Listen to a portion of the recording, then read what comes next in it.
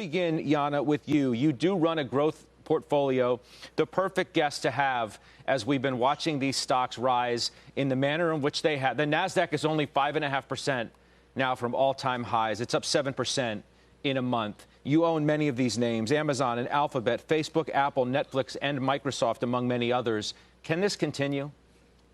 Yes, because growth is the new defense. I think now more than ever, stock selection matters. With the market still down about 8%, and average stock is down over 16%. So while we see tech, consumer community,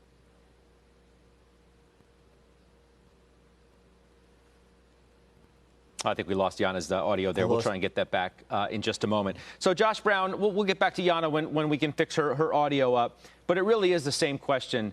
Because this is the center of the debate now as to whether this kind of run in those big name stocks, particularly high growth and the marquee ones in the NASDAQ, can continue to rise amid some people now saying that there's going to be a reversal and money flowing into value. What do you think? Well, we had it yesterday, and this is one of the points that we've been making on this show repeatedly. I know Steve Weiss has made this point as well. These 1, 2, or sometimes, if you're lucky, 3-day mean reversion trades where they take a break from buying the work-from-home economy and the cloud stocks and they plow into car rentals, they don't last. And if you get caught chasing those at 3:30 in the afternoon with the Russell up 4 or 5%, you have to expect there's at least a 50-50 shot that the next day they're going to make you look foolish. It happens over and over again. I think what Yana was saying, and she's right, is that in markets where growth is scarce, secular growth stories will be increasingly chased by managers who have to find something where good things are happening. And that's been the story of the post-recovery economy since the last crisis. So it makes sense to see that resume here. And I'll just make this point very quickly. 80% of S&P 500 names are above their 50-day, but only 30% are above the 200-day. So we're in this no man's land for the S&P. Meanwhile, in the NASDAQ,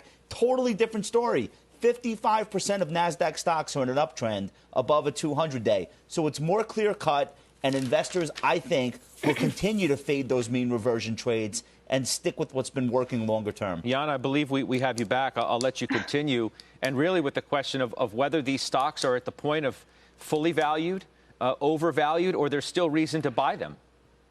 well, growth stocks, just by nature, always look overvalued, which kind of makes you think about the earnings estimate story, which perhaps we're just undervaluing the total addressable market, the opportunity. And Josh said it correctly, which is we're talking about this post-COVID world. But in reality, what we're actually talking about is secular growth stories that were winning before this pandemic started. I think online and e-commerce is a perfect example. We had Home Depot and Walmart report today, and Walmart reported its e-commerce sales were in excess of 70%. But what they didn't say is that the pie that we're addressing is over $5.5 trillion in U.S., and online experience is still less than 15% in U.S. and globally. So the likes of stores like Walmart and others are still in the early innings, but it also has a ripple effect to digital payment services. It has the ripple effect to all the providers of logistics and asset intelligence and the industrial services.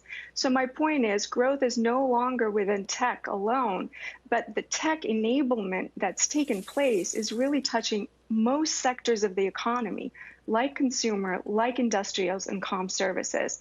And I would say that you want to stick to growth stories that continue to shine. And most of those have their earnings and revenue growth far in excess of that of the market.